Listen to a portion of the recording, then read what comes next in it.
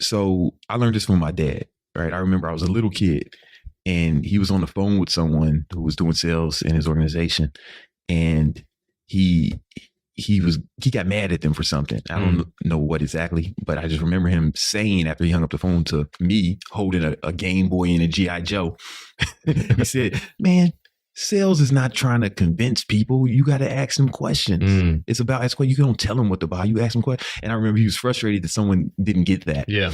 And I remembered that. And then I thought that was, that really stayed with me. Yeah.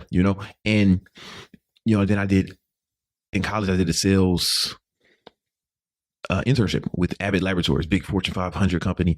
And I had a sales manager there who he was really good, but he did the same thing. And I think because it was pharmaceuticals, right? They can't make the sale to the doctor, right? They have to convince the doctor to make the sale to their client. Right.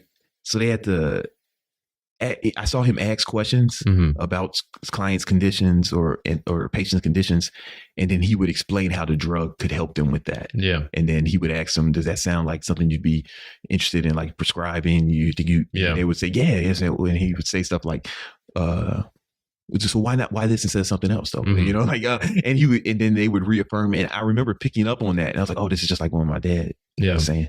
And then as I went into sales, I adopted that policy, really just asking good questions to get them to convince themselves.